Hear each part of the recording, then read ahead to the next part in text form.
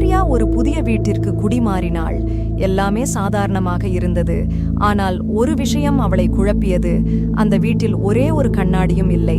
இந்த விசித்திரம் அவளை கடுமையாக ஆர்வமூட்ட அடுத்த நாளே ஒரு கண்ணாடி வாங்கி படுக்கை அறையில் தொங்க வைக்கிறாள்.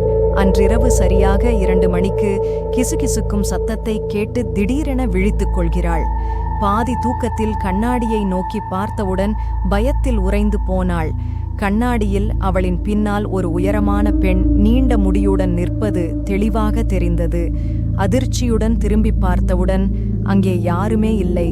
பயத்தில் மீண்டும் கண்ணாடியை நோக்கி பார்த்தால் அந்த பெண் தலையை மெதுவாக உயர்த்தி பார்த்தால் பயங்கரமான பெரும் புன்னகையுடன் ஒரு பெண் அவளை பார்த்து கொண்டிருப்பது தெரிகிறது. அந்த கணமே கண்ணாடி தானாகவே கடும் ஒலியுடன் நொறுங்கி சிதறி விழுகிறது. மறுநாள் காலை வீட்டு மூதலாளி வரும்போது கண்ணாடி துண்டுகளை பார்த்து அமைதியான குரலில் சொல்வார், கண்ணாடி வாங்கினீங்கன்னு முதல்ல சொல்லியிருக்கணும். இங்க முன்பு இருந்த யாருக்கும் பிரதிபலிப்பு கிடையாது. ஆர்யா குழப்பத்தில் அவனை நோக்க வீட்டு மூதலாளர் சொன்ன அடுத்த வாக்கியம் அவளின் இரத்தத்தை உறையச் செய்கிறது. இந்த வீட்டில இறந்த அந்த பெண் இன்னும் இங்கத்தான் இருக்கிறாள். கண்ணாடி இருக்கும்போது மட்டும்தான் அவள் தெரியும். இப்போ அவள் உன்னை பார்த்துட்டா இனிமேல் உன்னை விடமாட்டாள்.